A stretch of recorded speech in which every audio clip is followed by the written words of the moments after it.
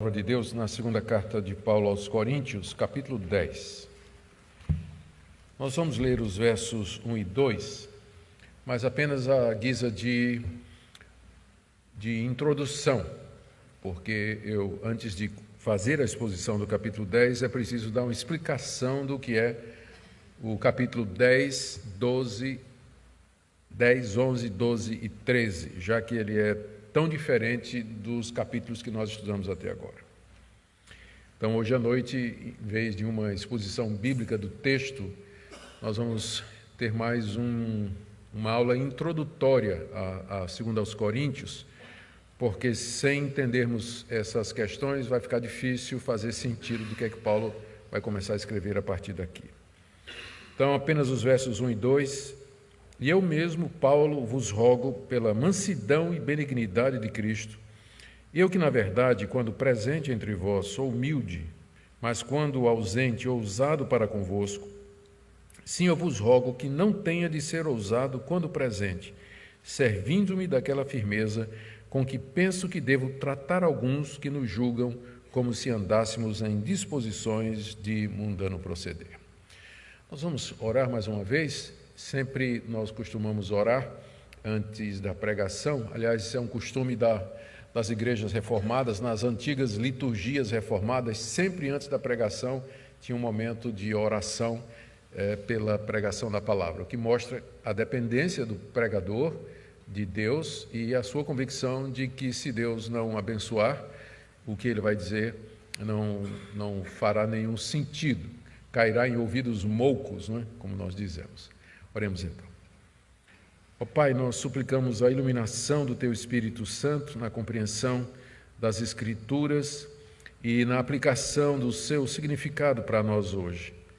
Tu conheces as lutas, as aflições, os desejos, os sonhos, os planos de cada pessoa aqui nessa noite. Nós pedimos que esse momento de contato com a Tua Palavra seja o momento em que Teu Espírito Santo trabalhe através da providência no coração de cada um de nós, dirigindo-nos de acordo com Teu querer e Tua vontade, naquela que é a Tua boa, perfeita e agradável vontade.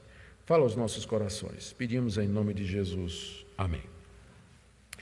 Queridos, nós aprendemos, não somente da Bíblia, mas da própria experiência, de que a Igreja de Cristo, enquanto ela está aqui nesse mundo, ela está sujeita a todo tipo de erro, a todo tipo de pecado, às tentações do mundo e do diabo. Haverá uma época em que isso terminará, mas somente na vinda do Senhor Jesus, quando então a igreja será glorificada.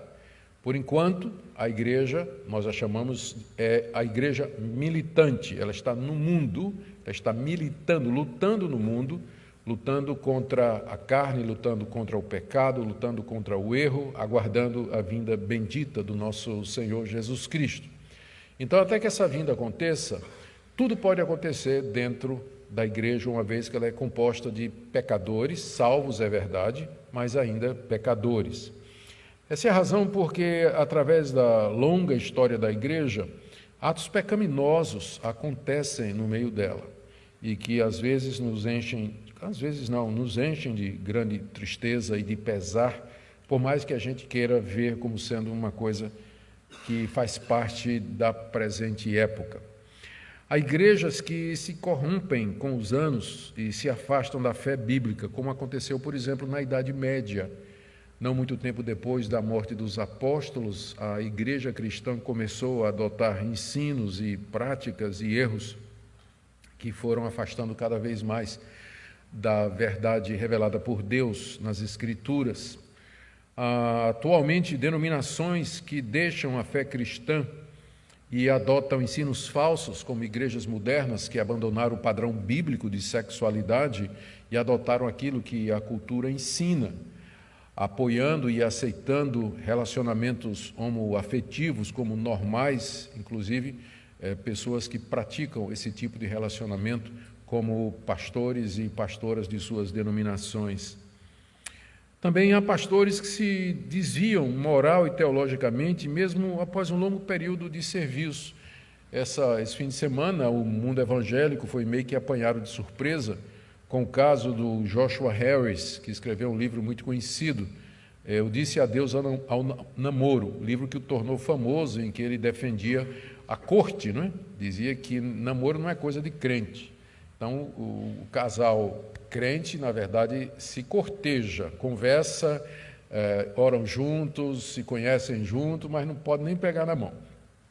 Então, esse livro tornou o Joshua Harris famoso. Então, essa semana ele anunciou o seu divórcio, separação da mulher, renegou a moralidade cristã e largou o pastorado e está com dúvidas a respeito se o cristianismo é, de fato, verdade. A gente poderia, a essa lista, acrescentar vários outros nomes recentes também, que têm chocado pela realidade desse afastamento de gente que a gente não esperava, não é?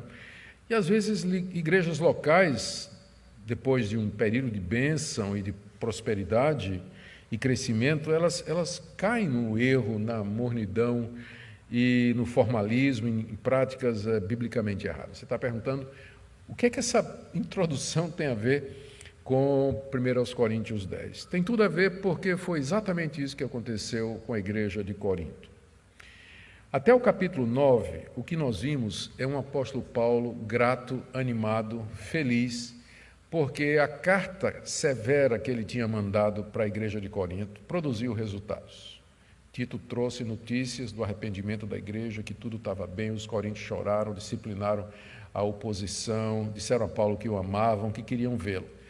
E aí, de repente, aí Paulo se anima e escreve 2 capítulos sobre contribuição, porque a melhor hora para pedir dinheiro é essa, né? Quando está tudo resolvido, está tudo certo. Paulo escreve 2 capítulos sobre contribuição, e aí, de repente, no capítulo 10, o tom muda. Capítulos 10, 11, 12 e 13, Paulo está irreconhecível, irônico, indignado, até com raiva, criticando os coríntios, ameaçando, numa visita que ele vai fazer, de disciplinar, de exercer a autoridade dele. O que aconteceu entre o capítulo 9 e o capítulo 10?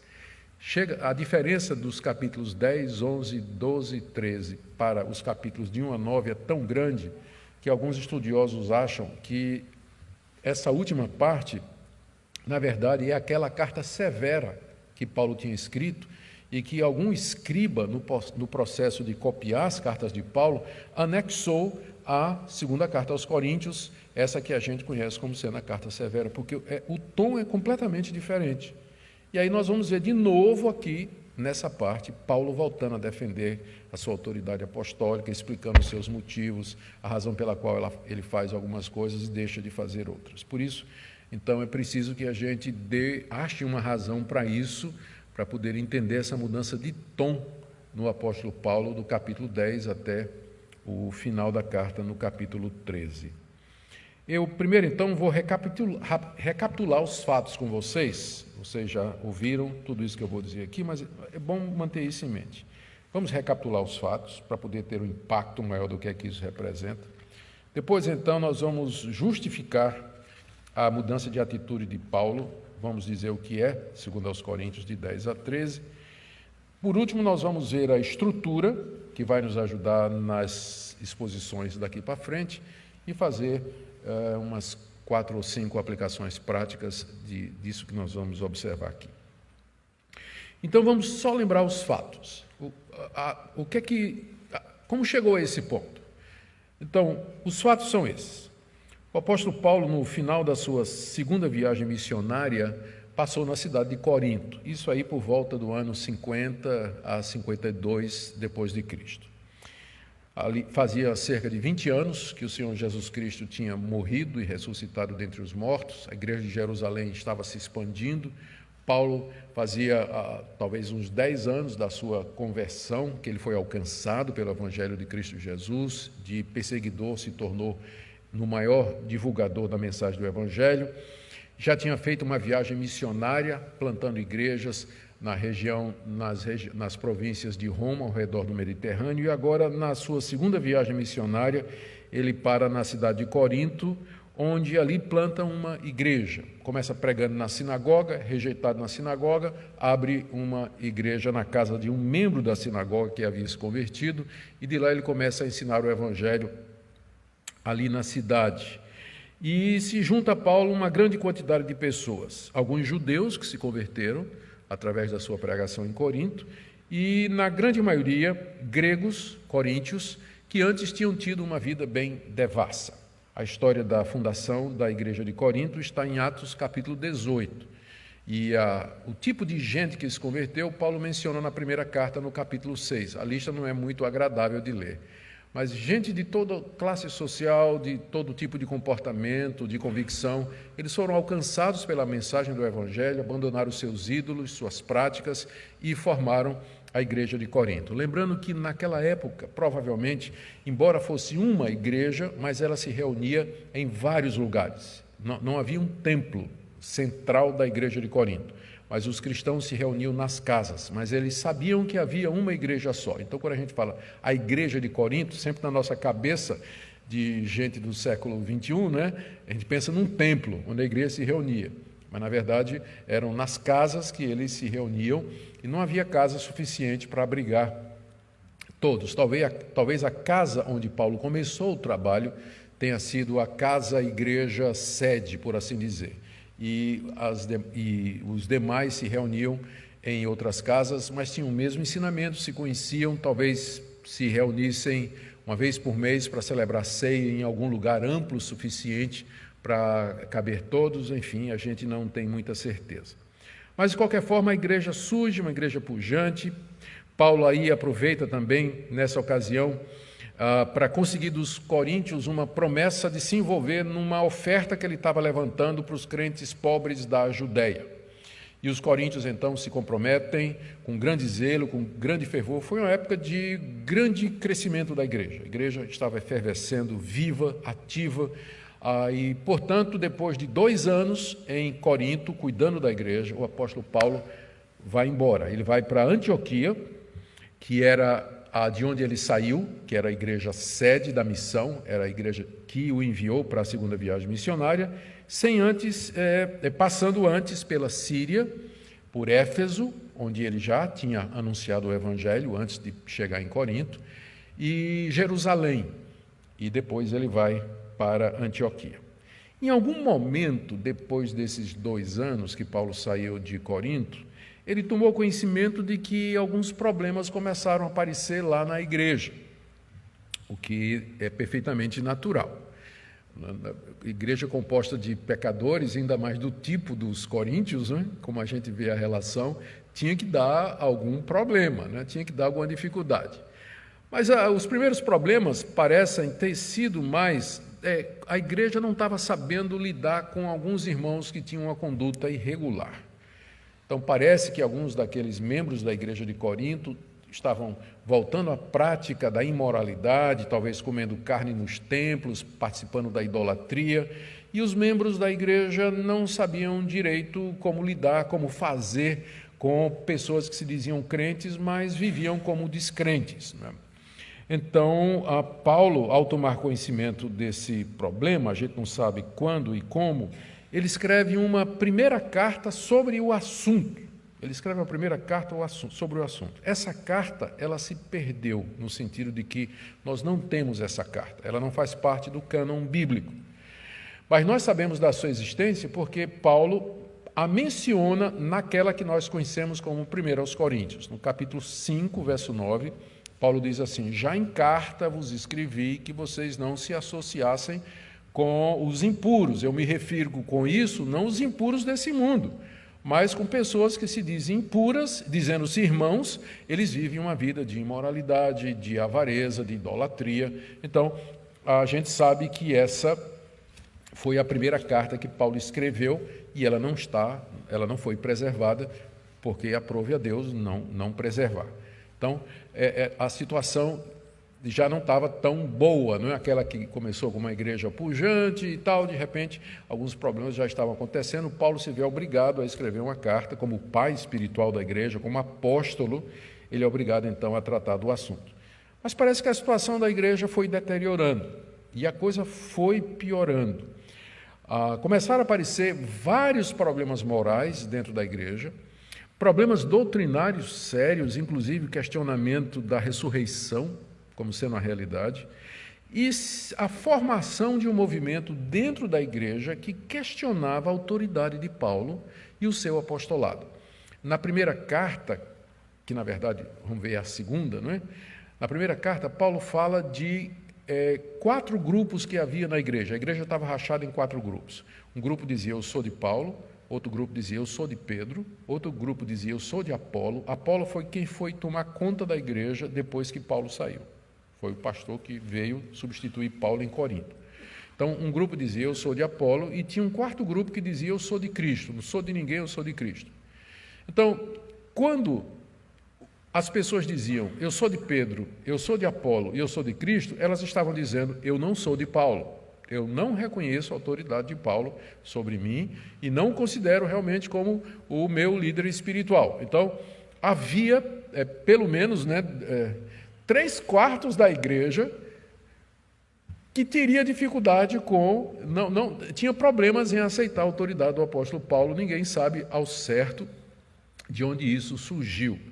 Mas o ponto é que Paulo se sente questionado com respeito ao seu apostolado e a autoridade dele para ter fundado a igreja de Corinto e se considerar o pai espiritual. Talvez o ressentimento de vários, porque Paulo mandou uma carta repreendendo que eles não sabiam como lidar com aquela situação.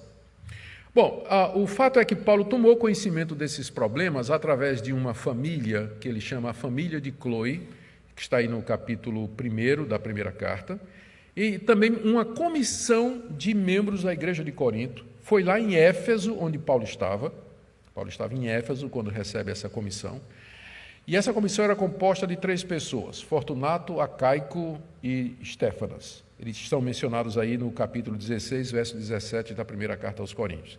Esses 3 irmãos levaram uma oferta dos coríntios para o apóstolo Paulo e uma lista de perguntas e informaram a Paulo de todos os problemas morais e doutrinários que a igreja está passando, bem como do questionamento que estava sendo levantado a respeito da sua autoridade. Não era por toda a igreja, porque senão não tinham mandado nenhuma oferta para Paulo, né? E nem uma lista de perguntas, mas tinha um foco de resistência contra ele dentro da igreja. Então que Paulo se senta para escrever a sua segunda carta, que nós conhecemos como 1 aos Coríntios. Então, 1 aos Coríntios, na verdade, é a segunda, né? É a primeira, porque é a primeira das 4 cartas que nós temos. Então, Paulo escreve a segunda carta, 1 aos Coríntios, por volta do ano 55 depois de Cristo. E nessa carta ele procura tratar aqueles problemas da igreja, responder às perguntas que os coríntios mandaram para ele e, em particular, oferecer uma defesa breve do seu apostolado, que ele faz no capítulo 4 de 1 aos Coríntios e no capítulo 9, onde ele, de leve, não é? Assim como quem não quer realmente entrar profundamente no assunto, ele se defende e defende os direitos que ele tem como apóstolo sobre a igreja. Ao que tudo indica, o próximo passo, né, da história aqui, dá para escrever um romance aqui, né, essa relação de Paulo com a igreja de Corinto. Aparentemente, essa carta, 1 aos Coríntios, ela não produziu o efeito desejado. Paulo esperaria que os coríntios, ao receber essa carta, 1 aos Coríntios, que é uma carta longa, 16 capítulos, Paulo trata a questão das divisões, o problema de imoralidade, disciplina na vida da igreja, as questões de consciência cristã, se pode comer carne oferecida a ídolo, se não pode, problemas relativos ao casamento, a questão da ressurreição, o culto, o uso de dons espirituais, é uma carta completa, cheia de boas respostas e autoritativa, respondendo e atendendo às necessidades dos coríntios, mas aparentemente ela não produziu o efeito desejado. O que levou Paulo a voltar a Corinto. Ele não tinha voltado a Corinto ainda, desde que ele saiu, depois de ter plantado a igreja. Então Paulo diz, é melhor ir lá resolver. A carta parece que não está dando certo. E Paulo então faz uma segunda visita a Corinto. A primeira foi quando ele plantou a igreja e agora, na segunda, ele vai lá na tentativa de resolver os problemas e a tensão crescente que estava acontecendo entre ele e a igreja. Tudo indica que Paulo não foi bem recebido pela igreja. Ele se refere a essa visita como sendo uma visita penosa, dolorosa para ele. Ele sai de lá abatido, indignado, humilhado. Havia uma pessoa provavelmente que o confrontou, que estava liderando o movimento abaixo do apóstolo Paulo. O fato é que Paulo saiu muito triste, humilhado, é o termo que ele vai usar. Ele diz que Deus o humilhou, né, nessa visita que ele fez lá aos Coríntios, né, mas ele optou por não confrontar os coríntios e preferiu sair meio que corrido da igreja, não é? Então, depois de sair de Corinto, talvez de volta em Éfeso, ele se senta para escrever a terceira carta. E essa carta era pesada. Ele se refere a essa carta como sendo carta severa. E essa carta também nós não temos essa carta. Mas nós sabemos o que é que Paulo escreveu ali. Ela foi tão pesada que Paulo ficou com receio de que ele exagerou na mão, porque ele critica os coríntios, ele condena a atitude dos coríntios, ele ameaça os coríntios, ele exorta os coríntios ao arrependimento, lembra a sua autoridade. Era uma carta bem pesada a ponto dele mandar Tito em Corinto para saber qual foi o resultado da carta. Paulo não aguentou esperar ter notícias do efeito da carta, então ele chama um dos seus colaboradores, que era Tito, e diz: Tito, vai até Corinto e vê qual foi o efeito da carta que eu escrevi, porque pode ser que eu exagerei na mão. E Tito então vai a Corinto e Paulo fica esperando notícia, né? E o tempo passa e Tito não aparece, né? E Paulo esperava Tito num lugar, depois vai para Macedônia, aparece uma oportunidade para ele pregar o evangelho, ele não consegue ficar e pregar porque ele está ansioso, ele está preocupado. De repente Tito chega. E Tito traz excelentes notícias. As notícias são as melhores possíveis. A carta severa fez efeito. Os coríntios se quebrantaram, se humilharam, choraram, disciplinaram o opositor, o cara que estava liderando o movimento contra Paulo. Mandaram dizer que amavam o apóstolo Paulo, que queriam vê-lo outra vez. Estava tudo em ordem, o problema estava resolvido, estava tudo bem entre os coríntios e Paulo. Mas Tito diz: tem um pequeno problema, Paulo.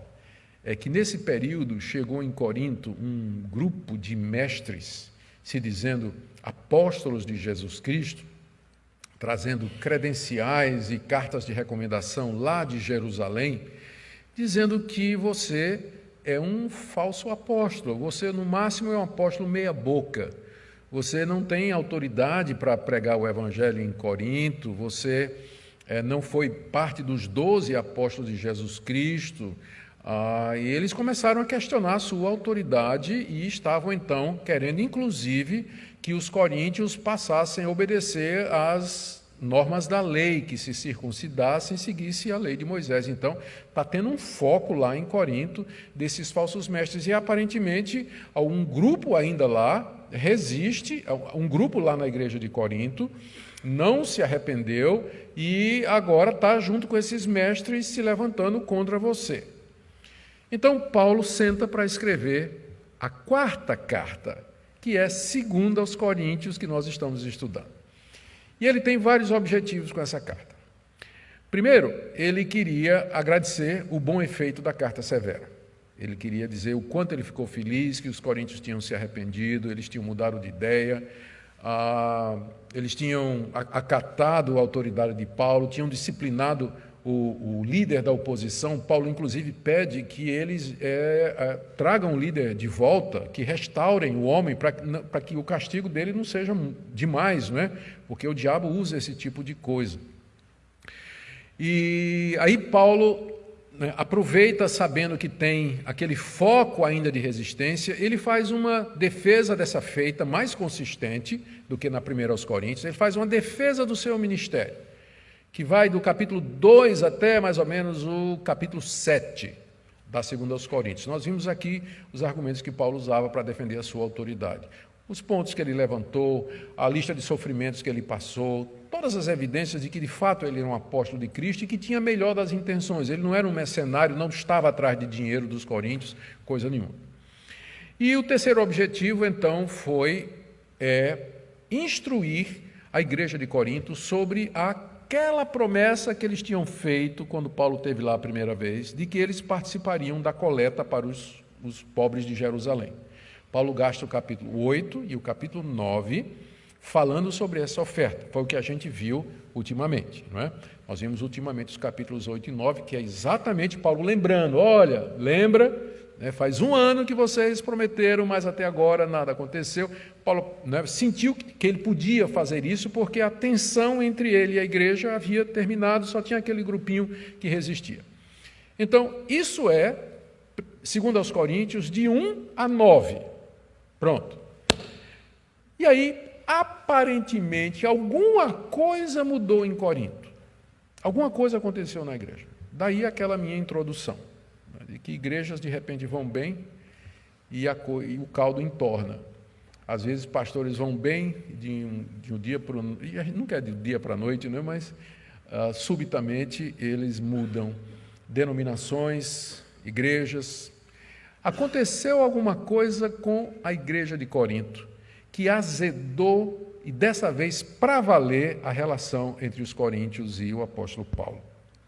Ao que tudo indica, aqueles falsos mestres tinham feito uma campanha muito agressiva dentro da igreja contra o apóstolo Paulo, e haviam conseguido ganhar a atenção dos coríntios. E um grande grupo de membros da igreja de Corinto estava outra vez contra o apóstolo Paulo, e dessa vez mais ferrenhamente. Paulo tomou conhecimento disso. Nós não sabemos como e nem através de quem. Mas é a única explicação para a mudança de tom do apóstolo Paulo. Porque do capítulo 1 até o 9, você encontra um Paulo grato a Deus porque o problema está resolvido. Mas a partir do capítulo 10, é como se o problema não tivesse resolvido, mas piorado. Então, como explicar? E aí, então, vem a segunda parte da minha palestra nessa noite, né? A primeira parte, eu lembrei a vocês os fatos, né?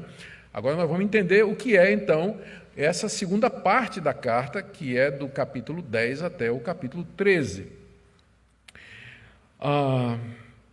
O que nós temos aqui é o apóstolo Paulo indignado com a atitude dos coríntios. O tom dele muda. Você não consegue conciliar o Paulo que escreve os versos 1 e 2 do capítulo 10 com o Paulo que nos capítulos 1 e 2 da 1 aos Coríntios elogia os coríntios, agradece, faz declaração de amor, né? Tudo bonitinho e de repente a coisa muda, né? A coisa muda. Paulo está indignado, ele está irônico, ele está cheio de uma santa ira, está na defensiva e ele está avisando que ele vai fazer uma terceira visita a Corinto, e dessa feita ele vai para disciplinar. Ele vai com autoridade apostólica, ele vai investigar a situação, ele quer resolver esse assunto, ele vai com força, né, como a gente diz aqui. E aí, nesse bloco de 10 a 13, ele se defende veementemente das novas críticas que estavam sendo feitas a ele, das novas acusações, e ataca de maneira direta esses falsos apóstolos. É aqui, na 2 aos Coríntios, onde mais claramente a natureza dos inimigos de Paulo é revelada através dos ataques e críticas que Paulo faz a esses falsos mestres. Ele, como eu já disse, anuncia a intenção de fazer a terceira visita, só que dessa feita ele não vai ser como na segunda visita, não. Na última visita ele saiu de lá humilhado. Mas dessa feita ele diz, vai ser diferente. Eu vou com autoridade apostólica e eu vou aí para resolver o assunto. E se tiver de usar de dureza, eu vou usar contra vocês. Aqui Paulo não está buscando mais reconciliação. Não é? Não com esses líderes ou com esse grupo, mas ele está indo de fato para exercer a sua autoridade apostólica. E aí então, depois de escrever capítulos 10 a 13, ele junta com o capítulo 1 a 9, põe na mão de Tito e daqueles mais 2 irmãos e diz, Tito, vai a Corinto, leva essa carta, na verdade eram 2, né? De 1 a 9 e de 10 a 13, leva essa carta, e aproveita lá, entrega e já trata desse negócio da coleta, porque eu vou fazer uma terceira visita. E eu não quero ser surpreendido quando chegar lá. Então, é isso que é capítulos de 10 a 13 da segunda carta aos Coríntios. Para facilitar as exposições que nós teremos daqui para frente, nessa parte eletrizante da carta, não é? Nós vamos ver aqui um Paulo bem indignado, não é? Para facilitar a nossa abordagem, eu vou dizer aqui a estrutura que a gente vai seguir. Na verdade, são 3 partes. Na primeira, Paulo se defende das novas críticas que surgiram na igreja contra o seu ministério, contra seu apostolado, da parte desses falsos mestres e que estavam sendo recebidas, aceitas, pelos membros da igreja. Isso vai do capítulo 10, verso 1, até o capítulo 12, verso 3. E ele se defende particularmente de 5 acusações. Quais são elas? Primeiro, os falsos mestres diziam que Paulo estava usando uma estratégia carnal, porque quando ele estava presente, ele era manso e humilde, uma referência à segunda visita, de onde ele saiu humilhado. Mas quando ele estava ausente, aí ele ficava brabo, mandava uma carta severa. Então, o que é isso? Quando está presente, é mansinho, mas ficou ausente, aí é igual a muita gente hoje na rede social, né? O cabo é brabo na rede social, aí você marca um encontro pessoalmente com ele, né, para confrontar, o cara fala mansinho, já me aconteceu isso, né? Já me aconteceu do cabo brabo na rede social, eu digo, rapaz, vamos marcar um encontro para a gente conversar, e na hora do vamos ver, o cara, né, mió, fininho e tal. E essa mesma acusação que os coríntios estavam fazendo com o apóstolo Paulo. Quando ele está presente, ele é manso, ele é humilde, não é? Mas quando ele sai daqui, ele fica brabo. Outras palavras, covarde, né? Porque você é brabo de longe, escrevendo, né? Mas aqui você, né, você não tem essa brabeza toda.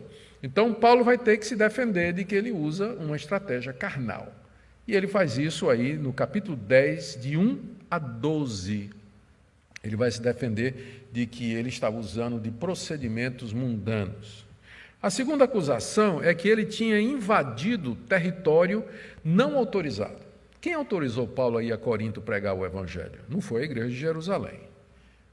Então, essa acusação de invasão de território, ela é feita pelos falsos mestres que diziam que eles estavam autorizados para assumir o trabalho em Corinto e que Paulo tinha ido além do que ele devia ter ido. Paulo responde a isso no capítulo 10, do verso 13 ao verso 18.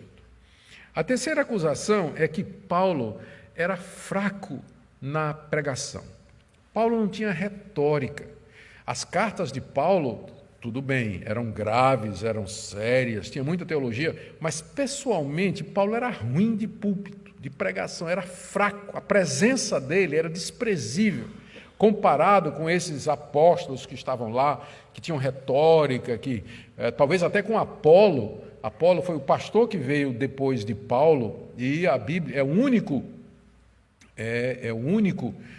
personagem do Novo Testamento a quem é se referido no livro de Atos como sendo alguém eloquente nas suas palavras, porque Apolo era de Alexandria, que era o berço da cultura, era um dos berços da cultura da época, famosa pela sua livraria, pela extensão da sua cultura e pelas escolas de retórica e filosofia.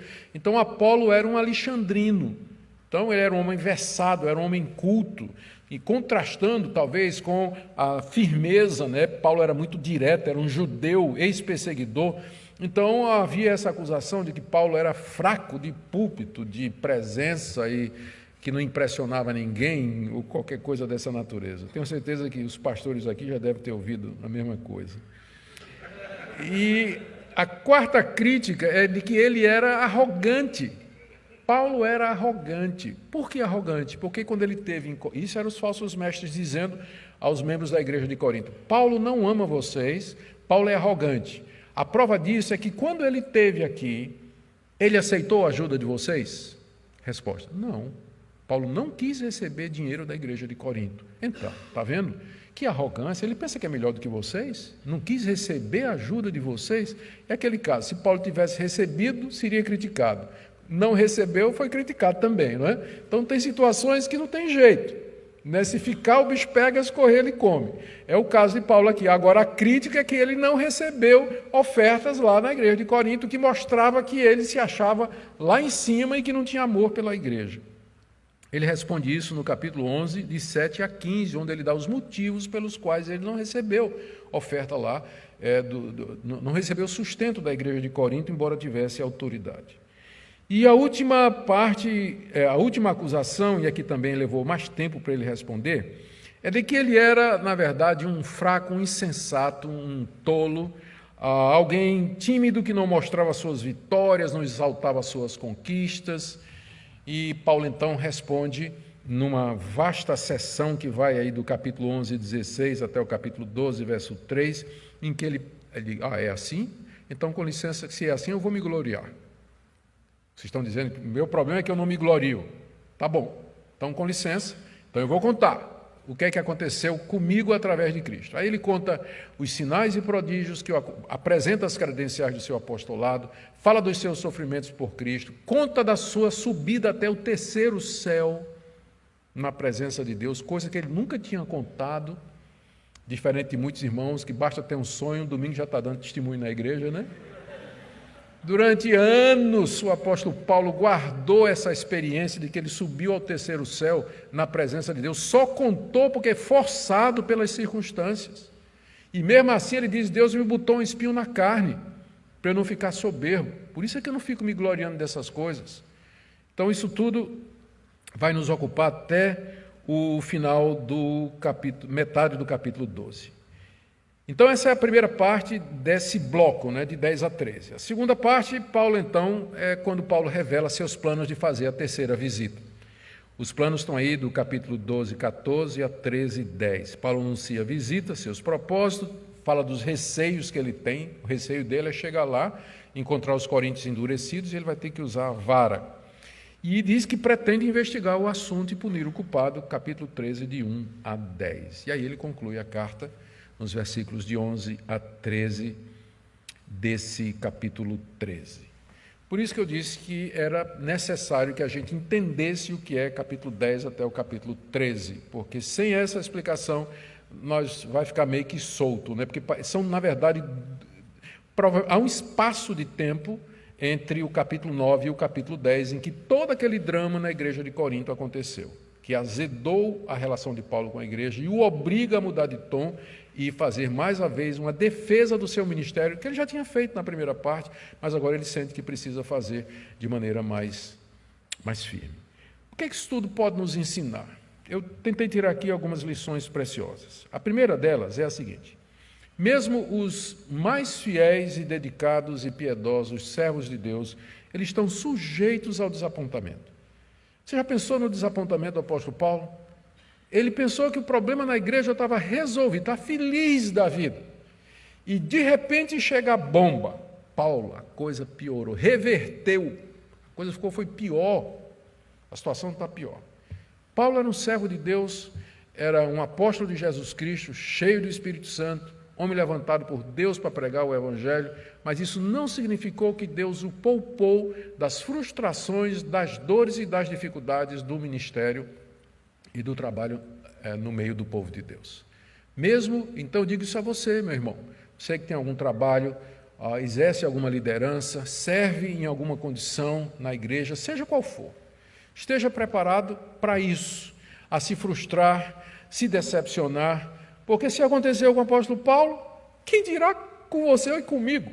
Se Deus não poupou o apóstolo Paulo, vai poupar você ou a mim de passar por isso? Então, estejamos preparados para lembrar aquilo que eu disse no início. A igreja, enquanto aqui nesse mundo, ela está sujeita a todo tipo de erro, todo tipo de pecado, todo tipo de revestrez, todo tipo de práticas estranhas. Que é o meu ponto aqui, é o ponto 2 que eu estava guardando aqui. A crise de Corinto nos lembra de que outras igrejas também passam por crises. Às vezes há períodos de bonança, de alegria, mas há período de crise. Então, nem sempre uma igreja vive um bom período o tempo todo. Ela tem altos e baixos. E nós devemos agradecer a Deus os tempos bons que Ele nos dá em nossas igrejas e aproveitar e crescer e pregar o Evangelho e estar preparado para as crises que inevitavelmente haverão de vir. Elas haverão de vir, como veio na igreja de Corinto. Terceira lição que eu queria tirar aqui para nós é que os maus exemplos nunca deveriam fazer-nos desanimar. Você vê a luta de Paulo, né? E Paulo não desistiu da igreja de Corinto. E pastores olham para essa situação e eles podem se sentir um pouquinho desanimados, ou pastores que já passaram por dificuldades assim no seu ministério. E tem muitos que passam por isso aqui. Mas os maus exemplos de igrejas problemáticas, de ministérios frustrados e ministérios destruídos, eles não deveriam nos desanimar, porque no meio de tudo, Deus preserva a sua igreja. Deus preserva aqueles que são seus. Sempre haverá no mundo uma igreja para servir a Deus em espírito e em verdade. A igreja local, a igreja visível, a igreja militante, ela se desvia, ela se divide, ela briga, ela tem problemas, mas no meio dessa muvuca toda, Deus tem o seu povo, remanescente fiel. Então, por amor a Ele, esse remanescente, nós não desanimamos, nós prosseguimos, nós queremos ser fiéis, nós queremos abençoar aqueles irmãos, aquelas irmãs que mesmo sofrendo, são crentes em Jesus Cristo, precisam de ajuda, precisam de orientação. Então, os maus exemplos, os fracassos e os desânimos não deveriam nos fazer desistir da igreja aqui nesse mundo, que é o que acontece com os desigrejados. Desigrejados dizem, a igreja só dá problema, a igreja é só confusão, prefiro ficar em casa assistir o culto pela televisão, então me encontrar com meus amigos no Starbucks para tomar um cafezinho e falar das coisas de Deus. Essa é a maior comunhão que eles querem ter, não é? Mas nós não podemos desistir da igreja por conta dos maus exemplos. Imagine se Paulo tivesse feito isso com o fracasso que foi, aparentemente, Corinto. Eu digo fracasso porque no final do século I, um dos pais da igreja, chamado Clemente, ele escreveu uma carta para a igreja de Corinto que tinha disciplinado, assim, tinha botado para fora vários presbíteros de uma vez só e não tinha nenhuma acusação contra eles. Nada. Então, a mesma atitude de rebelião contra a autoridade que Paulo enfrentou, Clemente vai enfrentar 50 anos depois, escrevendo para a mesma igreja, ou seja, Corinto não se emendou. Não se emendou. Então, vamos desistir por isso? De maneira nenhuma. Então, apesar de tudo isso, nós permanecemos firmes. E a última coisa que eu anotei aqui é que nós devemos lembrar que sempre vai haver falsos mestres entrando nas igrejas, trazendo doutrinas perniciosas, heresias, erros que têm como objetivo provocar divisão e dissensão. Daí a necessidade de estarmos alertas, conhecer a palavra de Deus e ficar firmes, lembrando que Deus é fiel e Ele vai guardar o seu povo na sua palavra. Amém? Na próxima segunda, se Deus quiser, aí nós vamos entrar realmente então na exposição do capítulo 10, lembrando então desse pano de fundo de hoje. Vamos orar. Ó Deus querido, nós te damos graças porque é o Senhor que sustenta a igreja. Nós cremos na perseverança dos santos, que o Senhor sustenta os teus eleitos e que mesmo que eles por um tempo sejam seduzidos ou iludidos pelo mundo, ainda assim o Senhor os preservará e os trará de volta à verdade, não permitindo que eles desonrem o teu nome e envergonhem o Evangelho aqui nesse mundo. Nós oramos pelo teu povo, nós pedimos que o Senhor nos livre de homens maus, preserve a tua igreja na pureza. Que eu peço também pelos pastores que estão aqui nessa noite, líderes, que o Senhor queira renovar a confiança deles, animá-los no meio das suas tribulações, da hostilidade que eles encontram no trabalho, no enfrentamento desleal que às vezes encontram. Nós pedimos que o Senhor os abençoe, que o Senhor os firme, dê graça e misericórdia para prosseguir. Em nome do Senhor Jesus. Amém.